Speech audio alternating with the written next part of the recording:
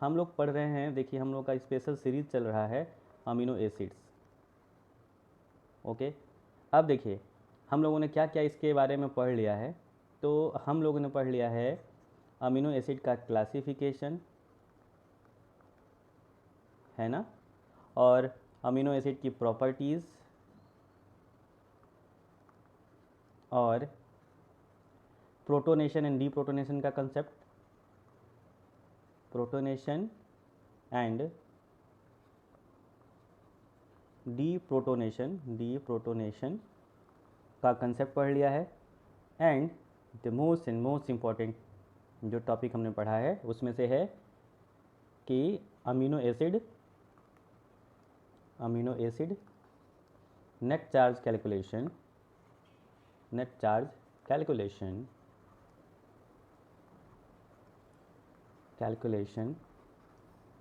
At different pH।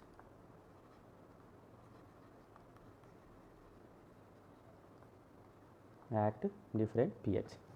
Okay, आज का जो हमारा टॉपिक है वो है, हम लोगों को आज पढ़ना है कि आइसो इलेक्ट्रिक पॉइंट। देखिए iso electric point calculation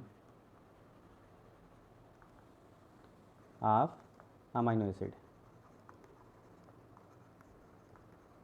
acids. तो देखिए कितने अमीनो एसिड्स होते हैं, अमीनो कहिए अमीनो कहिए, स्पेलिंग यही होगी, ठीक।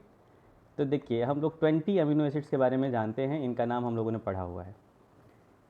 ये आइसो इलेक्ट्रिक पॉइंट क्या होता है ये देख लेते हैं। आइसो इलेक्ट्रिक पॉइंट, तो अगर आसान भाषा में बोला जाए ना, एकदम आसान भाषा में, कि एक, मैं लिख दे रहा हूँ यहाँ पे, जैसे आप लोग मैसेज में लिखते हैं, एक ऐसा पीएच जिस पे नेट चार्ज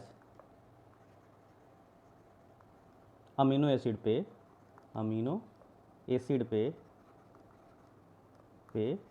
0 हो जाए। So we can say isoelectric point is a particular pH at which the net charge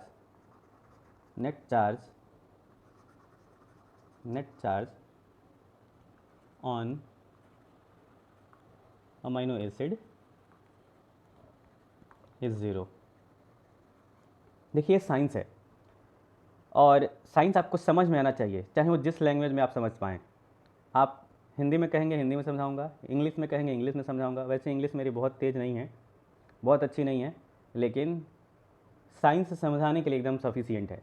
इसलिए आप लोग ध्यान से सुनिएगा, सब समझ में आएगा। भोजपुरी में कहेंगे भोजपुरी में, बंगला बोल नहीं पाता हूँ लेकिन समझ लेता हूँ, क्योंकि जब मैंने MSc किया BHU जूलॉजी से, तो मैक्सिमम मेरे बैचमेट्स जो थे वो बंगाली ही थे, तो मुझे समझ में आती है बंगाली। हाँ, बोल नहीं पाता हूँ, कोशिश करता हूँ बोलने का। चलिए, तो आइसो इलेक्ट्रिक पॉइंट की बात कर रहे थे हम, कि एक ऐसा पीएच जिस पे नेट चार्ज जो हो जाए अमीनो एसिड पे वो 0 हो जाए। ओके, अब कैसे हम इसको कैलकुलेट करेंगे, क्या होता है, इसका मतलब क्या हुआ। जैसे कि मान लीजिए ये जो ग्लाइसिन है ना, एक एग्जांपल में लेते हैं। चलिए एग्जांपल 1 यहाँ पे मान ले लेते हैं, एग्जांपल 1,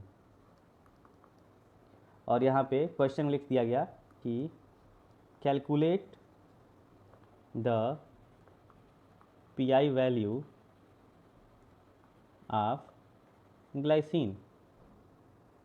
तो आप कैलकुलेट कैसे करेंगे, तो चलिए अब इसको हम सॉल्व करते हैं।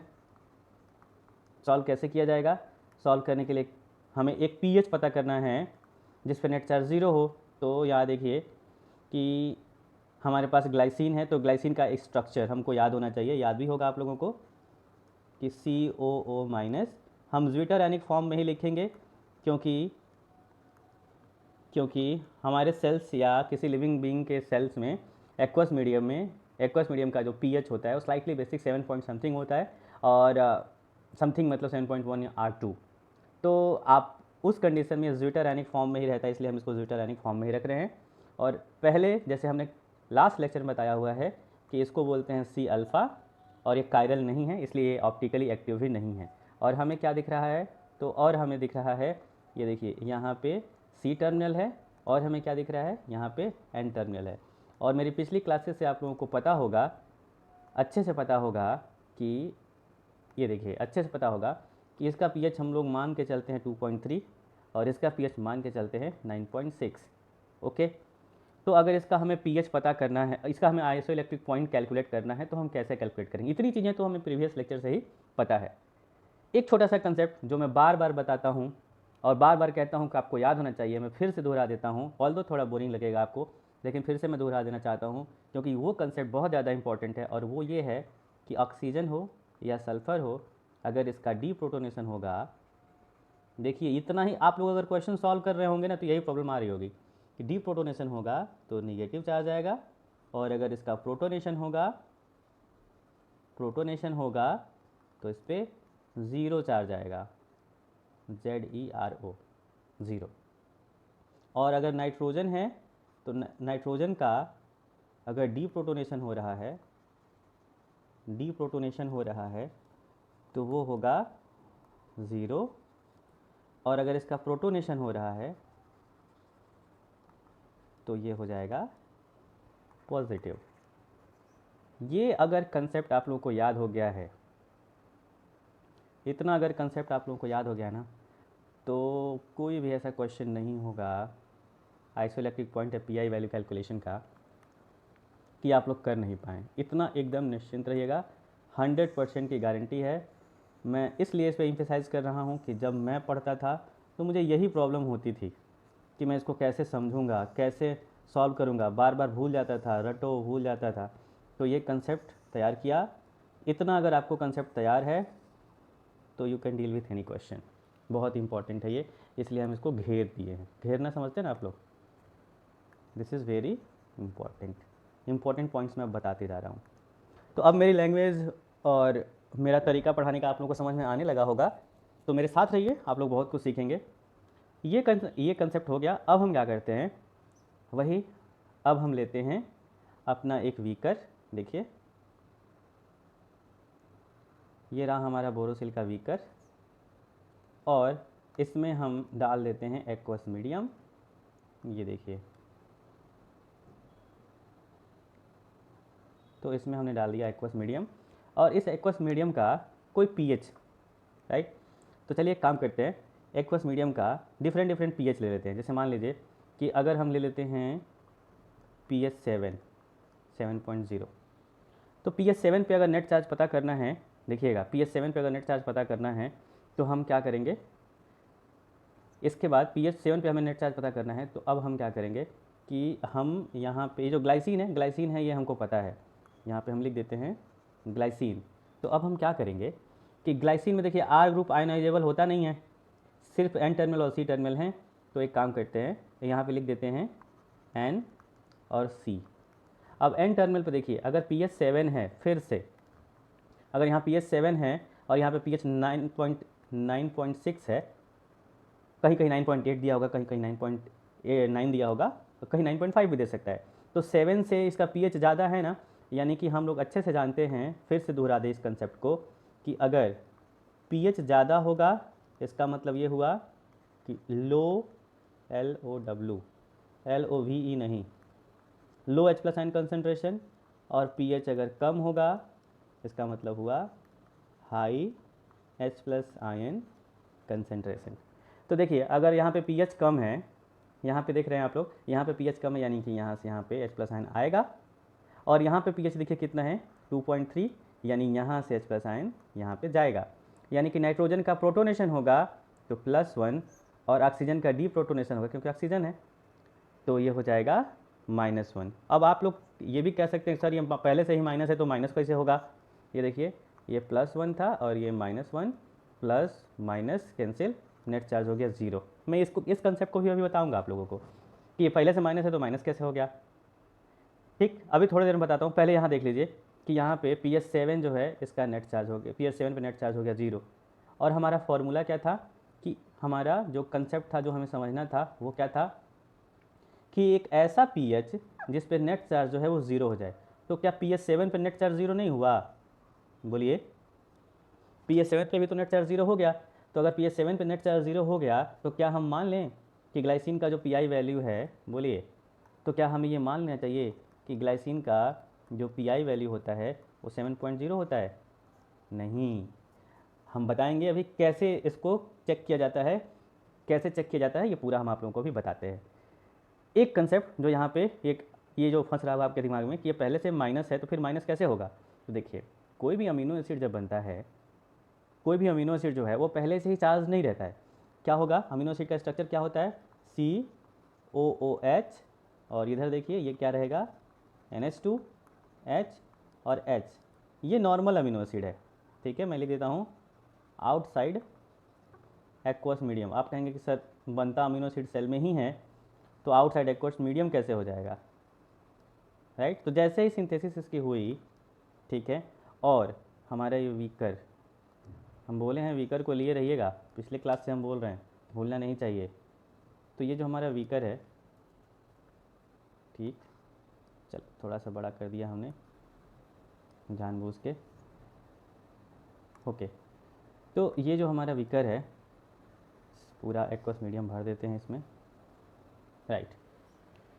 अगर हम कंपेयर करते हैं, देखिएगा, अगर हम कंपेयर करते हैं इसमें फिर से, तो हमको ये पता है कि ये होता है 2.3 और ये होता है 9.6, ये हम लोगों को पता है। तो इस कंडीशन में क्या होगा कि फिर से यहाँ पे क्या होगा, जैसे ही इसको यहाँ पे रखेंगे और इसका pH अगर देखिए, इसका अगर pH 7.0 है तो तुरंत यहाँ से H प्लस साइन रिलीज़ हो जाएगा, यानी ये यहाँ पे ये कन्वर्ट हो जाएगा, देखिए ये कन्वर्ट हो जाएगा COO माइनस में, और कार्बन अल्फ़ा कार्बन है ही, और फिर क्या होगा, H प्लस साइन यहाँ से यहाँ जाएगा क्योंकि यहाँ पे pH 9.6 है। तो इस कंडीशन में अब क्या होगा, इस कंडीशन ये हो जाएगा NH3 प्लस। समझे? समझे आप लोग? इसलिए हम इसको ऐसा ऊपर हम दिखा रहे थे ये कंडीशन में। तो देखिए, अभी तो हमने pH7 पे कैलकुलेट किया है, राइट। एक काम करते हैं, इसका pH थोड़ा चेंज करते हैं। चलिए इसके pH 6 पे देख लेते हैं, 6.0 पे। देखिए 6.0 पे इसका pH देख लेते हैं। 6.0 पे अगर इसका pH हम देखेंगे तो हमें फिर से लिखना होगा क्या, N और C। और हमको पता है कि 6.0 पे भी यहाँ से डीप्रोटोनेशन होगा, ऑब्वियसली डीप्रोटोनेशन होगा क्योंकि यहाँ पे pH कम है, और pH कम है तो H प्लस साइन ज़्यादा होगा, यानी यहाँ हो गया प्लस, सॉरी, एन टर्मिनल का प्रोटोनेशन होगा इसलिए यहाँ पे +1, और सी टर्मिनल का डीप्रोटोनेशन होगा इसलिए हो जाएगा यहाँ पे -1। क्यों -1 होगा? क्योंकि सी टर्मिनल पे यहाँ पे क्या है, ऑक्सीजन है। ये कंसेप्ट भूलना नहीं चाहिए, अच्छे से याद रखिएगा कि ऑक्सीजन का अगर डीप्रोटोनेशन होता है तो नेगेटिव, और प्रोटोनेशन होता है तो 0, और नाइट्रोजन का डीप्रोटोनेशन होता है तो 0, और नाइट्रोजन का प्रोटोनेशन होता है तो पॉजिटिव। ठीक है। तो अब देखिए यहाँ पे आगे बढ़ता हूँ मैं, यहाँ पे देखिए अब क्या होगा, फिर से देखिए नेट चार्ज हो गया 0। लो भैया, अब क्या करेंगे भाई, अब यहाँ पे हमको ये भी देखने को मिला कि pH 6 पे भी नेट चार्ज 0 हो गया, तो क्या pH 6 भी पीआई वैल्यू इसका हो जाएगा?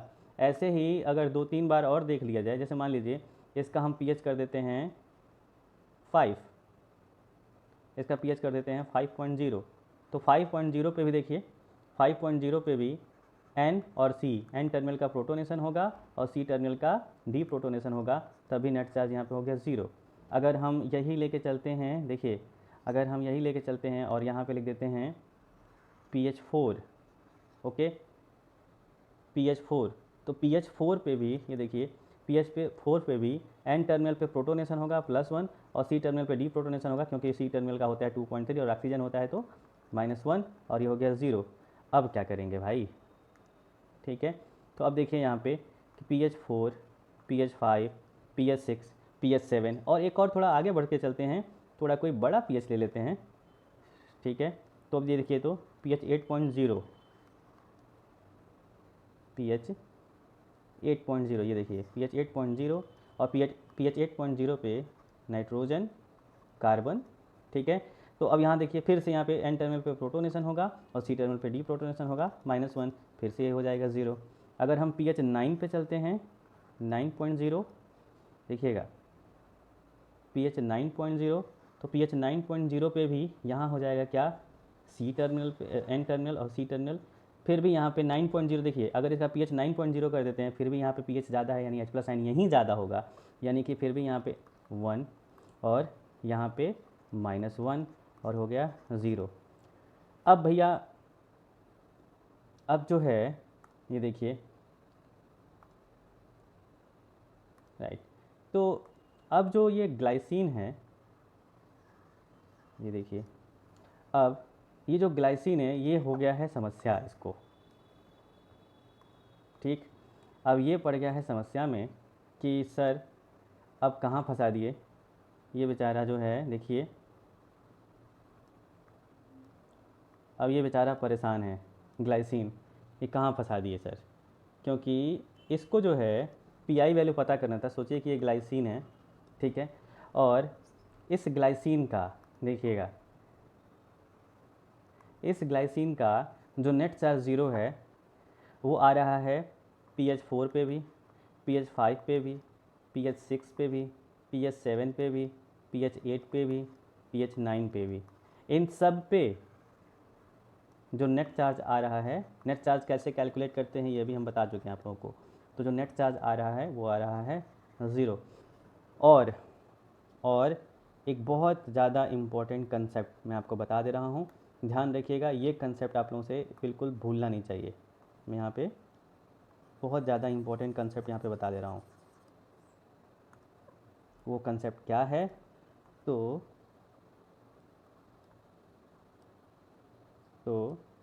वो कंसेप्ट ये है कि there may B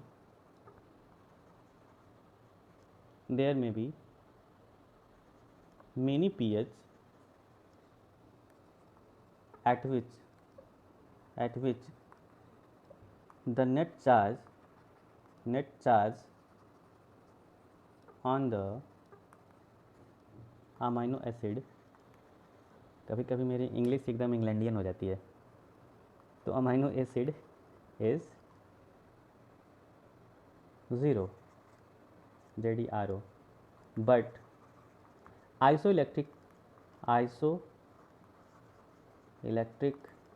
point will be only 1। तो आइसोइलेक्ट्रिक पॉइंट जो होता है वो सिर्फ एक होता है। अब क्या किया जाए, अब इन लोगों से पूछा जाए कि भैया तुम कौन इसमें से कौन हो आइसोइलेक्ट्रिक पॉइंट, ठीक। तो इतना कन्फ्यूजन क्रिएट करने की ज़रूरत नहीं है। एक काम करते हैं, बुलाते हैं। देखिए ये जो हमारा ये है ना, ये जो हमारा ग्लाइसिन है,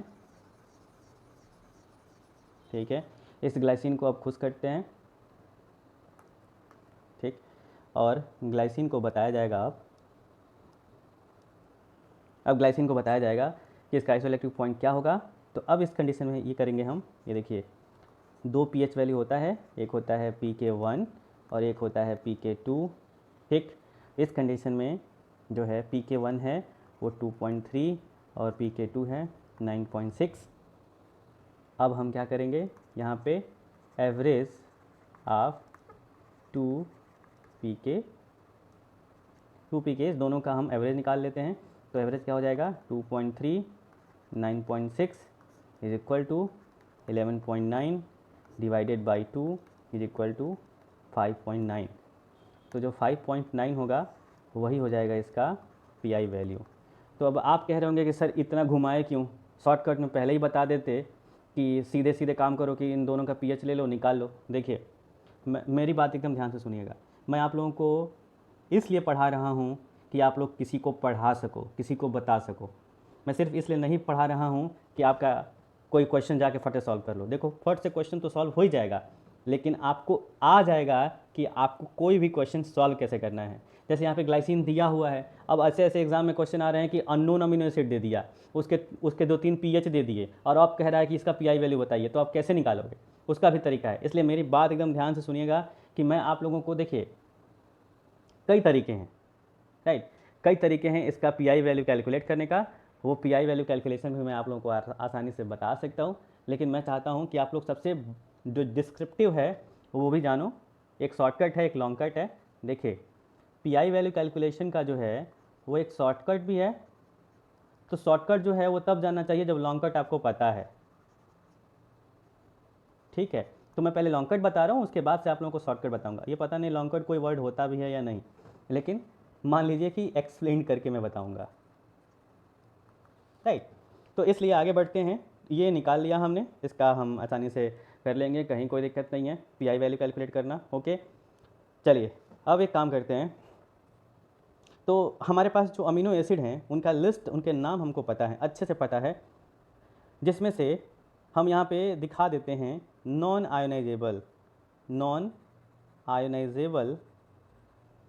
आर ग्रुप वाले कौन कौन से हैं, आर ग्रुप वाले कौन कौन से हैं। तो देखिए हम लोगों को अच्छे से पता है कि नॉन आयोनाइजेबल वाले हैं MVIPGAL,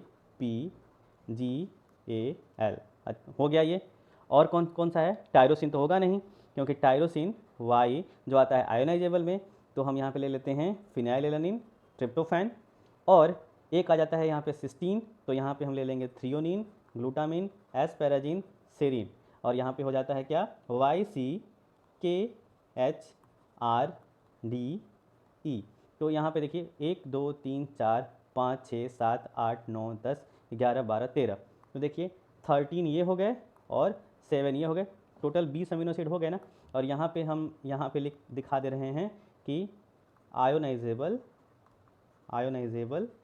आर ग्रुप वाले अमीनो एसिड का नाम हमने यहाँ पे बता दिया। जितने भी ये हैं, ये देखिए, ये जितने भी नॉन आयोनाइजेबल वाले हैं 13,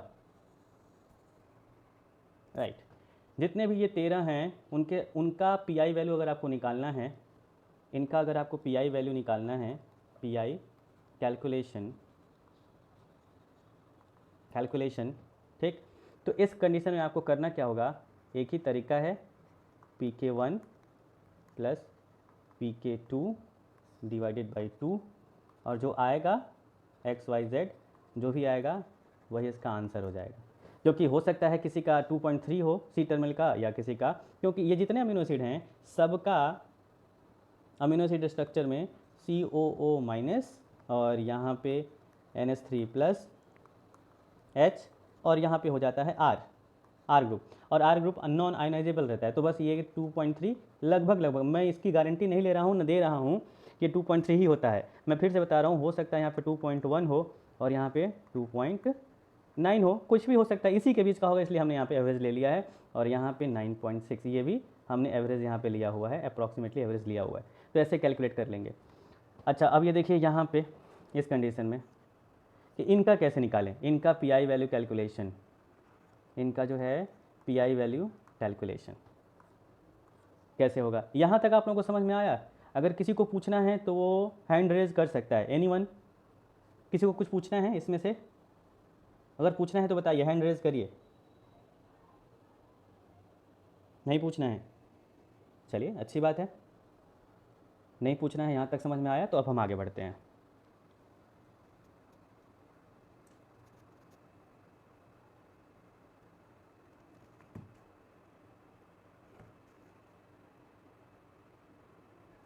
देखिए अब हम क्या करेंगे, अब हमको कैलकुलेट करना है इनका। तो आप कह सकते हैं कि सर तो क्या प्रॉब्लम है, देखिए आप कह सकते हैं कि सर क्या प्रॉब्लम है।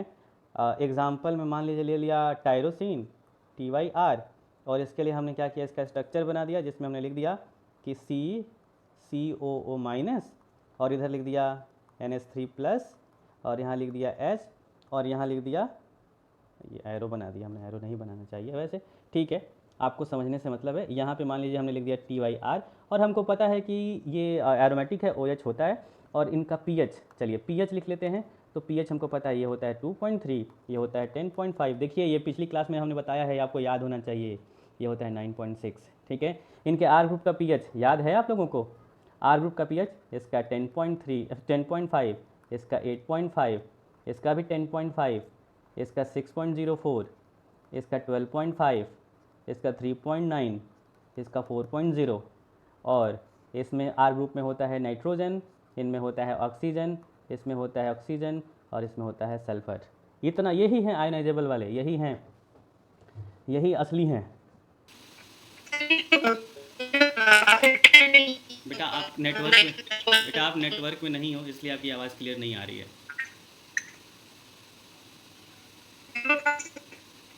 आप नेटवर्क में नहीं हो इसलिए आपकी आवाज़ क्लियर नहीं आ रही है। आप मैसेज में टाइप करके पूछ सकते हैं।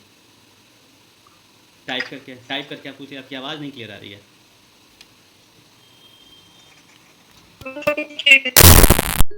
आवाज़ नहीं आ रही बेटा आपकी।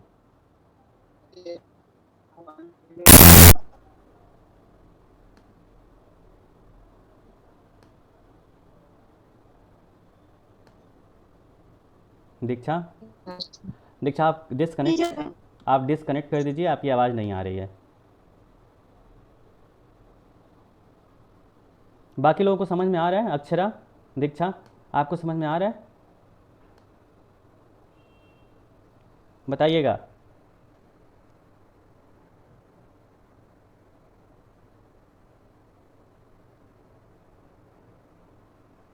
दीक्षा आपको समझ में आ रहा है? दीक्षा सिंह, ओके। आवाज़ मेरी क्लियर है, सुनाई दे रही है अच्छे से? आप दोनों लोग बेल आइकन प्रेस करिए, अक्षरा और दीक्षा दोनों।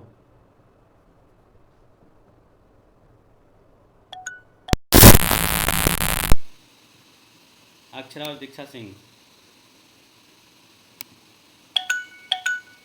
दीक्षा,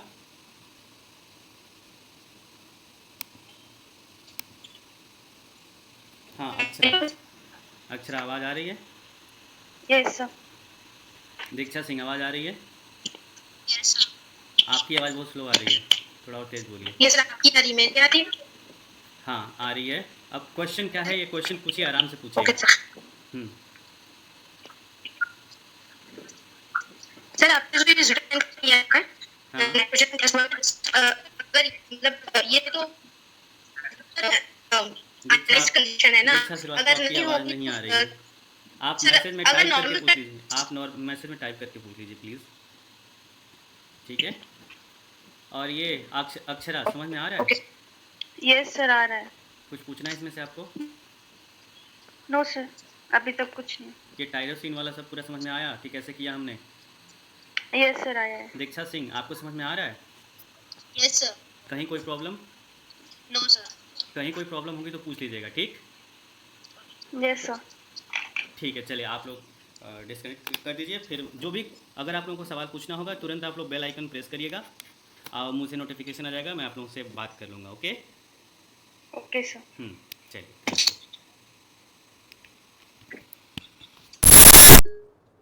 तो यहाँ पे आप आगे बढ़ते हैं, यहाँ तक जितना हम लोगों ने समझा था।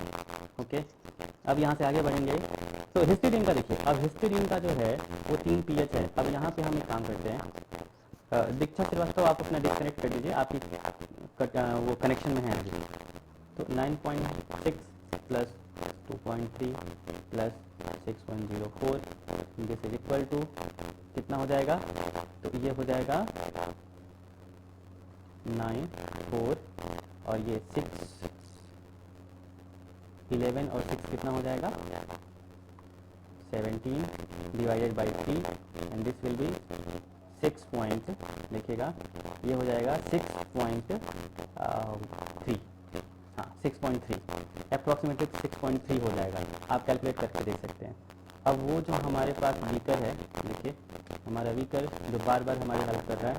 अब इस वीकर का जो pH है, मान लीजिए ये ले लिया गया 6.3 और हिस्टीडीन का हमें कैलकुलेट करना है। हमें कैलकुलेट करना है हिस्टीडीन का पीआई वैल्यू। तो अब एक काम करते हैं, NCR, ओके। एन पे होता है कितना? एन पे होता है 9.6। तो अगर देखा जाएगा तो यहाँ से प्रोटोनेशन होगा, ठीक, प्रोटोनेशन होगा तो ये हो जाएगा कितना? देखिए प्रोटोनेशन होगा तो ये हो जाएगा +1 और इसका डीप्रोटोनेशन होगा तो -1 और आर ग्रुप का 6.04 होता है तो ये हो जाएगा 0, ठीक, ये हो गया 0। अब एक काम करते हैं, सिस्टीन का देखते हैं। सिस्टीन का एग्जाम्पल, नेक्स्ट एग्जाम्पल में अगर हम सिस्टीन का देखते हैं, ठीक है। सिस्टीन के केस में भी हम जानते हैं सिस्टीन के जो 3 pH हैं वो 9.6, 2.3, 8.4। अब इसको लेके चलेंगे हम 3 और ये हो जाएगा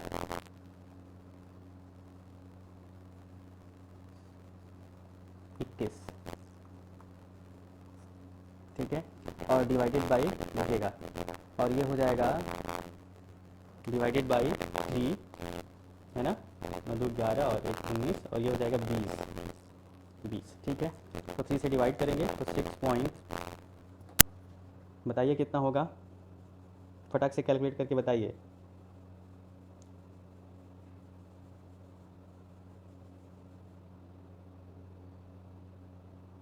ठीक, तो कैलकुलेट कर लिया होगा आप लोगों ने, ये होगा 6.76, या इसको हम कह सकते हैं 6 पॉइंट, देखिए इसको हम कह सकते हैं 6.7 ही कह सकते हैं। अगर इसका हम पी एच 6.76 पे अगर कैलकुलेट करते हैं तो एन सी और आर, राइट। अब इस कंडीशन में हम यहाँ पे लेंगे तो ये +1 हो जाएगा, ये -1 हो जाएगा, और ये 16 है तो यहाँ पे हो जाएगा 0। अब इस कंडीशन में यहाँ पे हम लिख सकते हैं 0, नेट चार्ज 0 आ गया। लेकिन ये जो पी आई वैल्यू है ना, ये सही कब होगा, इसको हमें कैलकुलेट करना सीखना है। तो मैं आप लोगों को बताता हूँ एक्सप्लेन्ड वे में कि कैसे हम एक्सप्लेन करके कैलकुलेट करेंगे। देखिए इसमें किया क्या जाता है, इसमें हम कैसे कैलकुलेट करेंगे, हाउ टू कैलकुलेट, क्योंकि देखिए एवरेज लेना क्यों सही नहीं है, यहाँ पे एवरेज लिए हैं तो ये बैठ रहा है तब सही है। मान लीजिए एग्ज़ाम में आपके जो है ये अमीनो एसिड के नाम ना दे के PK1 PK2 PKR दे दे, और ये आपको अलग अलग ग्रुप्स दे दे, तो उस कंडीशन में आप परेशान हो जाओगे कि कैसे करना है। अमीनो एसिड का नाम अगर नहीं देगा तो परेशान हो जाओगे कि कैसे करना है। तो how to calculate PI value amino acid का, इसके लिए क्या किया जाता है, सबसे पहले मैं शॉर्टकट बाद में बताऊंगा, पहले लॉन्ग कट बताता हूँ। इसके लिए मैं ले लेता हूँ जो आपको कभी भूलेगा नहीं, इसके लिए मैं ले लेता हूँ एग्जाम्पल में ले लेता हूँ टायरोसिन। ओके, अब टायरोसिन के लिए टायरोसिन का स्ट्रक्चर जो है वो बना देता हूँ मैं, COO माइनस, और यहाँ पे ये हो जाएगा NH3+, और यहाँ पे TYR। अब क्या करना है हमको, यहाँ लिख देंगे 2.3, यहाँ लिख देंगे 9.6, और यहाँ लिख देंगे 10.5। अब क्या किया जाता है, कैसे कैलकुलेट किया जाता है, सही तरीका क्या है कैलकुलेट करने का। तो सबसे पहले पहला step 1, arrange the PKs in ascending manner,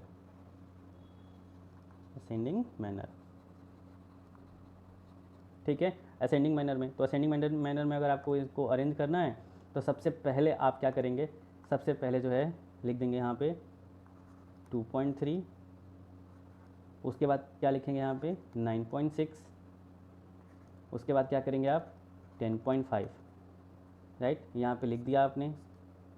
उसके बाद आपको क्या करना होगा, आप कोई ऐसा पीएच लीजिए जिससे जो 2.3 से कम हो, क्योंकि इन सबको प्रोटोनेट कराना है, तो एक काम करते हैं, एक पीएच ले लेते हैं 2.3 से 1.0 ले लेते हैं, और 1.0 पे देखते हैं कि पीएच इस पर नेट चार्ज कितना होगा। तो नेट चार्ज कैलकुलेशन आप सीख गए हैं।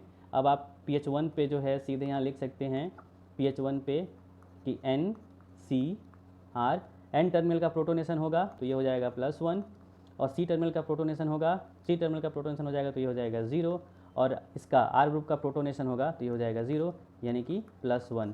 यानी कि इस अमीनो एसिड का, ये हमें नीचे लिखना चाहिए, ये हो गया, हम pH 1 पे देखना चाह रहे हैं। तो इस अमीनो एसिड पे pH 1 पे अगर नेट चार्ज कैलकुलेट करेंगे तो pH 1 पे नेट चार्ज हमें मिल रहा है कितना, +1, ये हमें मिला। अब एक काम करते हैं, इसके आगे हम क्या करेंगे कि इन दोनों के बीच का कोई pH ले लेते हैं। जैसे मान लीजिए इन दोनों के बीच का pH ले लेते हैं 6.0।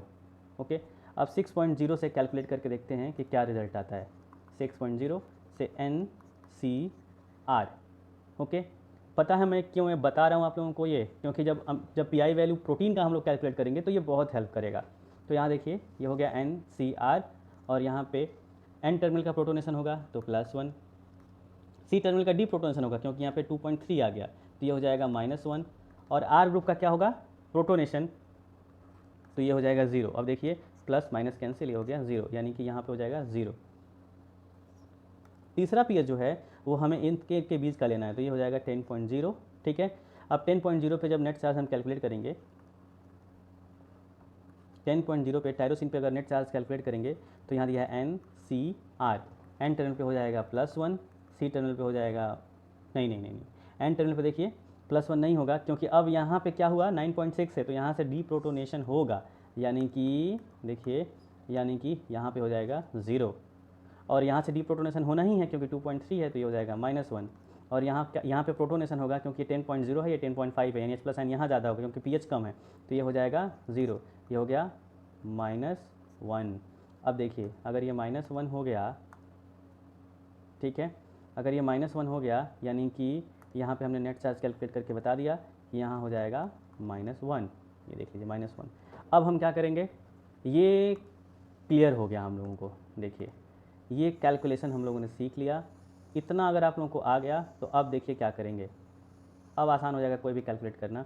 अब यहाँ से हम आगे बढ़ते हैं, हम देखेंगे कि किसके किसके बीच का, किसके कौन कौन से दो पी के वैल्यू हैं जिनके बीच में नेट चार्ज 0 आया है।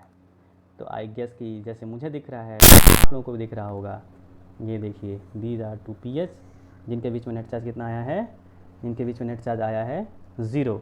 तो अब हम क्या करेंगे, देखिए यहाँ से ले लेंगे हम इन दोनों का एवरेज 9.6, 2.3 और ये देखिए ये हो जाएगा 11.9 divided by 2 is equal to 5.9।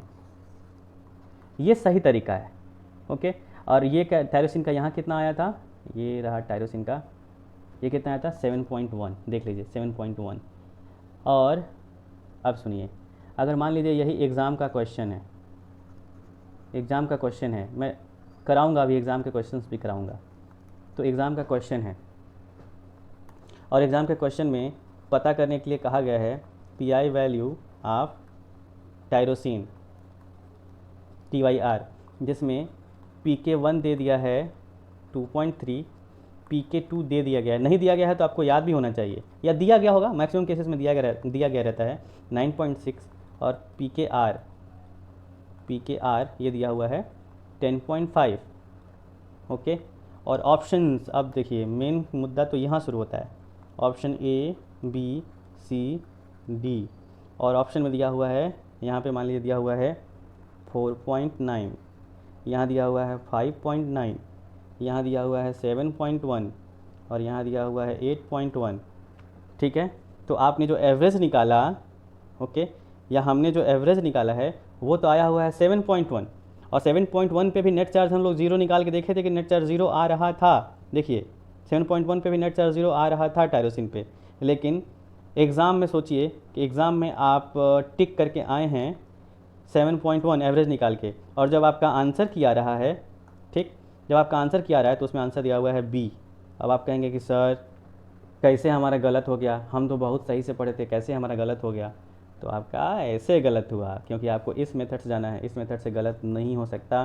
तो मोस्ट करेक्ट नहीं, यही सबसे करेक्ट होगा, क्योंकि यहाँ पे आपने एवरेज लेकर किया था, लेकिन एग्ज़ाम में ऐसे क्वेश्चंस आते हैं और गलत हो जाता है, इसलिए मैं यहाँ पे बना दे रहा हूँ पान का पत्ता, ये देखिए, राइट, और इस पान के पत्ते में, ठीक है, और इस पान के पत्ते में मैं चला दे रहा हूँ तीर, ये देखिए तीर निकल गया इधर से,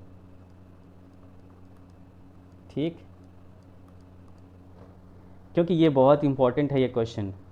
अब आप लोगों को समझ में आया होगा कि क्यों मैंने ये चीज़ें जो हैं आपको बताई हैं, एक्सप्लेन करके क्यों बताया है, ठीक। तो आगे बढ़ता हूँ मैं, ठीक। अब इस तरह से आप कैलकुलेट कर लेंगे।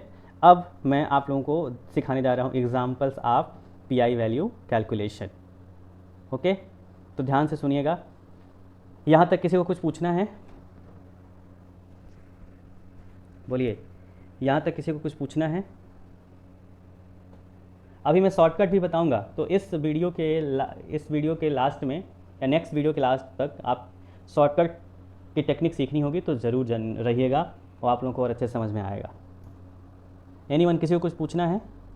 नहीं पूछना है, ठीक है। Thank you so much.